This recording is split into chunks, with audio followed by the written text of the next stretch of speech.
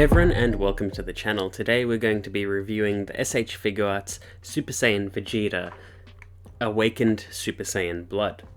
Now this is a re-release of the Super Saiyan Vegeta 2.0 sculpt that came out some years ago. I don't have the original one to compare with, but they do sort of reuse this sculpt every now and again, like with the Super Saiyan God Super Saiyan Vegeta that was released for the Broly movie. And it's basically the standard for most Vegeta figures, even though some of the outfit and design has changed among a few figures. It's roughly what they use for everything, similar to the Goku 2.0 mold. Now this is a new re-release as well as a repaint of the original 2.0 figure, and I think that they did that mainly just to update the faces, as well as make it easier to get an Android Saga Vegeta, seeing as they are releasing a lot of androids lately, maybe amping up to something, as well as having those androids come with accessories for Vegeta. But anyway, this is the re-release of the 2.0 mold, and seeing as I don't have the 2.0 mold of the original release, we'll just be looking at this figure on its own. And taking a quick look at the box, you can see the standard S.H.Figuarts format, especially the Dragon Ball S.H.Figuarts format, of big window into the figure with a big promo image on the side. That image continues onto the other side as well, with these comic book panels showcasing little bits of the figure. On the back of the box we have a bunch of different promo images showing what you can achieve or what you should be able to achieve with the figure, as well as swapping out accessories. And on the other side there's the character's name printed along the edge, and you can see how long this name is because they're getting very wordy with these alternate versions of figures. And then on the bottom we've got one more good promo image of Vegeta, so you can see him when he's stacked up along other S.H.Figuarts or things in shops. And when you open up the side you can complete the promo image and it just looks nice. And taking him out of the box, you can see the accessories he comes with. So he's got 3 faces, which is a little bit light on S.H.Figuarts if I'm being honest, but it's fine. He comes with a folded arms accessory, which is pretty standard across the board for most Vegetas, which is kind of interesting, but it's so-so, the accessory. Like, if you like the folded arm thing, great. It's a bit of a hassle to put together. And he comes with 4 pairs of hands, as well as a single right hand thumbs up or pointing thumb to him. You can do whatever you want with that hand, really. And that's it. Similar to a lot of other modern S.H.Figuarts, is we just don't get a whole lot of accessories unless you absolutely need them. Like, for example, the S.H.Figuarts Turles has literally everything you need because he was a one-shot villain, and so they need to basically include everything because he's never going to get another figure. But characters like Vegeta, they're pretty much more than happy to sell everything separately. Taking him out of the box and on a rotating display, you can see it's a pretty nice looking figure. The 2.0 mold is pretty good for Vegeta, but I do think it is quite dated. Like, I think that the midsection of the Saiyan armor sits a little bit weirdly. I don't know if it's more just like the ab section seems odd, and I think the shoulders could be a bit bulkier or sit a bit better on the figure. But generally it gets the job done. I would love them to do a new Vegeta 3.0 and make it the not Saiyan Saga, make it the Android Saga Vegeta again, but do it more when he was fighting Imperfect Cell, or Semi-Perfect Cell, and so he's bulkier, has cooler accessories. You can see veins in his forehead or his arms, and it would just make for a nicer figure. If they reworked the 3.0 mold from the Super Saiyan 4 Vegeta, that is a really good starting point, and that's pretty much what I'm seeing in the reworked Super Saiyan Goku that's coming out at the end of this year, where they've sort of gotten the bulkiness of those new molds and applied it to an earlier sort of character, which is first time Goku went Super Saiyan, and it makes him look bulkier and works for the scene because he was pretty jacked at that point and stressed out, and it looked really, really good. So I think you could repurpose that mold and work it for Vegeta. But anyway, we're talking about the Super Saiyan Vegeta in my hand right now. And yeah, it's pretty good. It's pretty much exactly what I remember from the 2.0 mold because I used to have that figure. And there's nothing that's really changed beyond color.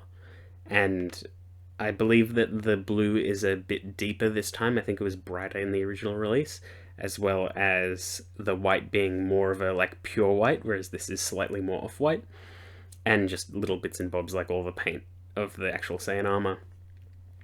And of course the faces, because the faces are the new modern paint job that they do for S.H.Figuarts, which is way more detail, way more accuracy to the characters, and it's fantastic. And the hair color has changed considerably. It used to be a pure yellow like the full power Super Saiyan Goku, but now it's this lighter yellow, which is kind of similar to the Trunks that released around the same time as this one, but not exactly. And there's a metallic sheen just at his Widow's Peak where the Super Saiyan starts. And it is cool, it gives like an effect of the hair sort of charged and gives it a lot more depth, and I like it when there's shading of things like that. Otherwise, I don't really notice any other shading throughout the figure. If there is some, it is on the forearms and a little bit on the legs, but it's not noticeable enough for me to really see it. That's the problem with a lot of Dragon Ball SH Figuarts. A lot of the shading is quite subtle, and some of it is way overblown, which is kind of funny. But overall, the aesthetic of the figure is quite nice. It reads as Vegeta as it should, and no matter what hair color they go for with the Super Saiyan hair, it's readable as Super Saiyan, even though it seems like literally every single figure we go through, it's a different color yellow. But it is what it is. Now, Vegeta has a ball joint at the head, which allows for a pretty free rotation, but if you bend it too far down, you might pop off the head. He can move his head side to side. There is a ball joint in the neck, but it is a bit stiff. He can look up this far, which is pretty good, and looking down, not too much unless you want to pop off the head. His arms can move out this far, and you can rotate it around as well. It is a ball joint. He's got a swivel at the upper arm, as well as a double bend at the elbow, and a ball hinge at the wrist. And he also has a butterfly joint in the arms, which allows him to kind of pull off the final flash. He does also have a ball joint in his upper torso, much like all of the 2.0 molds, but this one is pretty easy to access in terms of like usability, because if you sort of fiddle with it and lift it up, you can get a really deep bend, you can get some good side to side, and it makes the figure just way more playable. It does make the sculpt a little bit funky because that ab section that I didn't like so much is way more visible. But if it's in an action pose, it looks way more natural. He has the splits that can go a decent amount, but not too far. He's got a swivel at the upper leg. He can kick out this far, which isn't the best, and he can kick back that far, which is just okay.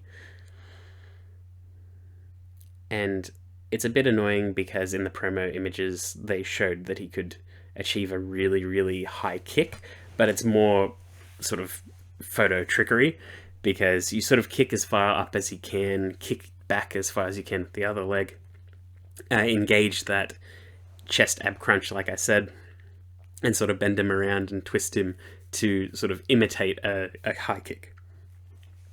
His knee can bend down this far, and he's got a ball joint at the ankle and a toe bend. Pretty good articulation, not the best, but it is pretty consistent across the board with most other 2.0 figures, and for the sculpt being as simple as it is, you can pretty much pull off whatever you need to do. Again, I would have liked the sculpt to be a little bit bulkier, but this is an old mold, and like again, it gets the job done, and hopefully one day we will get a bulkier figure. Vegeta comes with 3 faceplates, so he's got a standard neutral face, he's got a shouting face, as well as an eyes to the side smirk face. And all of these are printed very well. The neutral face and the smirk face are fantastic, especially the smirk face. And the shouting face, it's fine. It's fine for action poses and things like that, but I just don't think that the old mold of the face sculpt can really achieve the like facial structure of Vegeta quite right. The neutral faces work way better, but if he's shouting and things like that, it feels like the jawline's not quite right. But it's no real issue. It's just a little nitpick of mine. But putting all of that together, you can get Vegeta into some pretty good poses. I do recommend having an action base or something like that to play around with, because you can get more out of the figure that way. But he can hold himself up pretty well, and he does neutral poses quite well as well. And just swapping which side he looks at and the hand accessories he has, you can really change the look of the figure, which I like. And he just looks great. The folded arm accessories I mentioned before, they're so annoying. I don't like putting the folded arm accessories into my figures. I'm scared that they'll always break, and when you sort of try to slot them in, it always feels awkward. We still haven't gotten to the point where that can go in and out without issue, and I'm just terrified every single time I do it. It's a nice little accessory, and it does fit Vegeta quite well, but yes, I don't like to use it that much. But yeah, he's a pretty good figure. There's nothing really to hate about him. There's just things that could be done more, really. Like, there's a lack of anything exciting. Like, it's a good figure and it does everything it needs to do. It's literally just a re-release with repaints to make the sort of aftermarket of this figure non-existent, because the 2.0 was getting expensive at this point. And I'm glad that they re-released this figure and modernized it. But as it stands, we could use a brand new figure, which I think that they're sort of gearing up to. But right now, we're just getting this figure with accessories for this figure coming with future releases, like how the Zero comes with an alternate face for the full power Goku. It looks like these figures will keep getting accessories for the time being, but they're sort of leaving the gate open in case there will be more stuff later. But yeah, nothing too crazy, nothing too exciting. It's a very standard figure, and a good figure. But I would have liked a little bit more. Even another faceplate would be good, or some sort of energy effect. And I know Tamashii just hate giving us energy effects, unless it's a sold separately add-on. But it'd be nice, just something a little bit extra with this release would have been good. But yeah, that's pretty much it. I hope you enjoyed that video, and I will see you all next time.